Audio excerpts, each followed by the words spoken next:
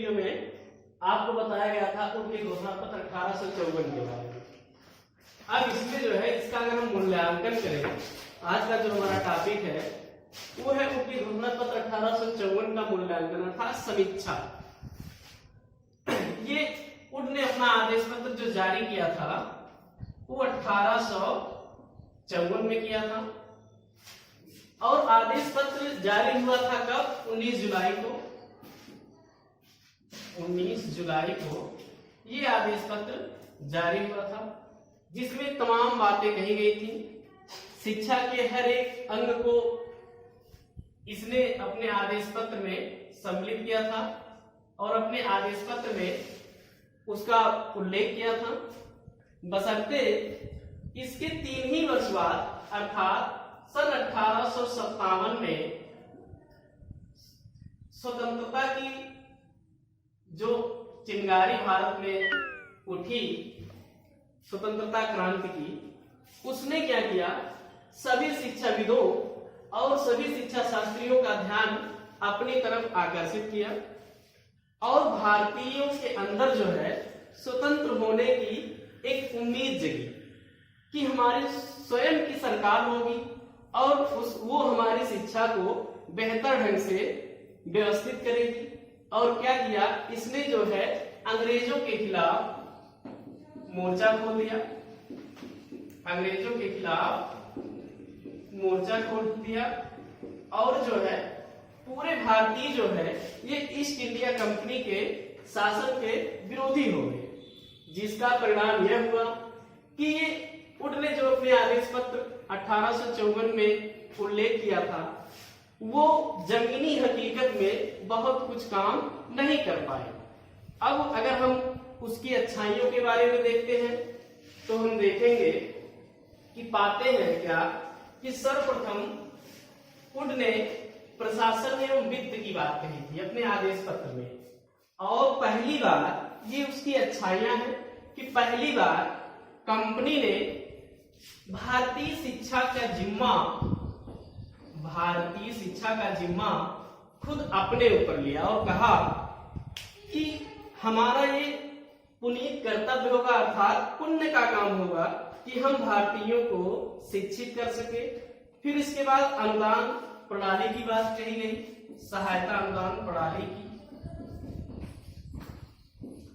ये भी एक अच्छाई है कि उन्होंने अपने आदेश पत्र में पहली बार जो है वो देसी विद्यालय के साथ साथ विदेशी विद्यालय या विदेशी विद्यालय के साथ साथ देसी विद्यालय के लिए भी अनुदान व्यवस्था प्रणाली का लागू किया जाना बताया। इसके बाद आगे आता है आपका कि पहली बार जो है क्रमबद्ध विद्यालयों के निर्माण की बात कही गई, क्रमबद्ध विद्यालयों के निर्माण की बात कही गई और 4 स्तरों में प्राथमिक, मिडिल, हाई स्कूल और कॉलेज 4 स्तरों में जो है वो क्रमबद्ध विद्यालयों की स्थापना की बात कही गई।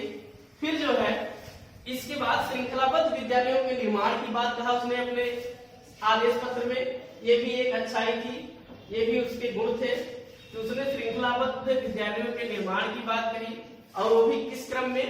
सर्वप्रथम प्राथमिक, फिर इसके बाद मिडिल और फिर इसके बाद हाई स्कूल और फिर इसके बाद कॉलेज और फिर पुनः उसके बाद विश्वविद्यालय।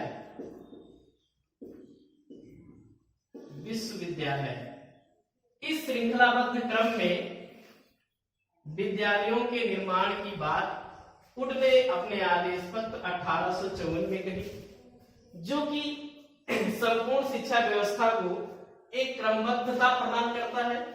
इसके साथ ही साथ पहली बार जो है किसी ने अपने आदेश पत्र में शिक्षक प्रशिक्षण के बारे में बताया। कहने के मतलब शिक्षकों को बेहतर शिक्षा के लिए भी उन्हें प्रशिक्षित किया जाना चाहिए। साथ ही साथ उसने कहा कि लंदन विश्वविद्यालय के पैटर्न पर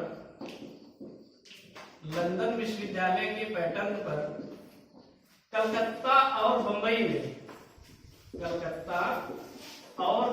में विश्वविद्यालय की स्थापना की जाएगी जो शिक्षकों को प्रशिक्षण देंगे और उपयुक्त पाए जाने वाले शिक्षकों को पुनः जो है उनकी योग्यता के आधार पर रोजगार देंगे। फिर इसके बाद उन्होंने अपने आदेश पत्र में व्यवसायिक शिक्षा के बारे में कहा। व्यवसायिक शिक्षा में कहा कि भारत में रोजगार की कमी है। भारतीय युवाओं में अर्थात भारतीय युवाएं जो है वो बेरोजगार ज्यादा है और इसके लिए उनको क्या कहिए व्यवसायिक शिक्षा की व्यवस्था करनी चाहिए और उनकी कार्यकुशलता और क्षमता के अनुसार उन्हें सरकारी सेवाओं में रोजगार दिया जाए। इसके साथ ही साथ फिर उसने मुस्लिम शिक्षा के बारे में बात कही। मुस्लिम शिक्षा के पहली बार किसी ने मुस्लिम शिक्षा के बारे में बात कही, वो भी अपने आदेश पत्र में। मुस्लिम शिक्षा के बारे में उन्होंने क्या कहा कि मुसलमानों में हिंदुओं की अपेक्षा जो है वो ज्ञान का प्रसार बहुत कम था और इसलिए जो उसने क्या किया मुस्लिम बच्चों के लिए अलग से विद्यालय की स्थापना की जाए और साथ ही साथ मुस्लिम विद्वानों को सहायता अनुदान प्रणाली की समुचित व्यवस्था की जाए, ये कहा। इसके साथ ही साथ फिर स्त्री शिक्षा की बात कही।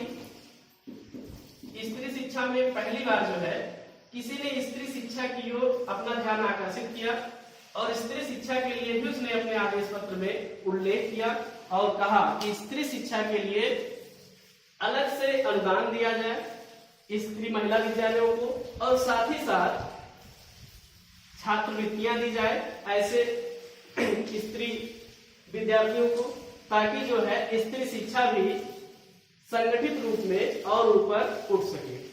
इसके साथ ही साथ अब हम देखेंगे कि उनके आदेश पत्र में कमियां क्या थी, खामियां क्या थी। अब अभी तो हमने देखा कि अच्छाइयों में श्री जेम्स ने क्या कहा। श्री जेम्स ने कहा कि उड का आदेश पत्र भारतीय शिक्षा का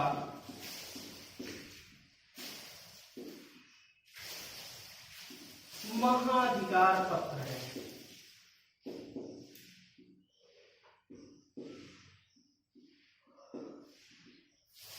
भारतीय शिक्षा का महाधिकार पत्र है, किसने कहा? श्री जेम्स ने कहा। इसके साथ ही साथ श्री बसु ने कहा कि उड का घोषणा पत्र, उड का आदेश पत्र या घोषणा पत्र भारतीय शिक्षा का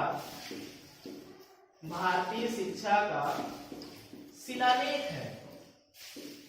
भारतीय शिक्षा का शिलालेख है, अर्थात उड के आदेश पत्र ने पहली बार भारतीयों को शिक्षा में अधिकार दिया और दूसरी बार इसने कहा ये भारतीय शिक्षा का एक शिलालेख है। क्यों कहा? इसलिए कहा कि मैकाले ने अपने विवरण पत्र में जो है उच्च शिक्षा का प्रावधान केवल उच्च वर्ग के व्यक्तियों के लिए किया था, लेकिन पहली बार उड ने अपने आदेश पत्र में जन शिक्षा विभाग की स्थापना की बात कही और शिक्षा का प्रसार जो है वो निम्न लोगों के लिए भी बताया। उसके साथ ही साथ प्राच्य जो भाषा का माध्यम था, भाषा का माध्यम ये अंग्रेजी से प्राच्य में भी किया, अर्थात भारतीय भाषाओं में भी भारतीय शिक्षा ग्रहण कर सकते थे। अब रही बात कमियों को देखते हैं कि क्या कमियां हैं। अब पहली बार आदेश पत्र में अनुदान की बात कही गई। उड ने तो अनुदान की बात कह दी, बशर्ते अनुदान देते समय कुछ न कुछ भेदभाव हुआ। भेदभाव क्या हुआ? ये हुआ कि जो पाश्चात्य विद्यालय थे अर्थात मिशन स्कूल थे, उसको तो सहायता अनुदान अच्छा मिला, लेकिन सहायता अनुदान के जो नियम थे, शर्तें थी, वो इतने कठोर थे कि भारतीय विद्यालय या भारतीय जो संस्थाएं थी वो उस अनुदान का पूर्ण रूप से उसका सहायता नहीं ले पाए, अर्थात उसका लाभ जो है ये नहीं ले पाए। दूसरी चीज और तमाम कमियां हैं, जैसे देखेंगे कि स्त्री शिक्षा की बात कह दी गई,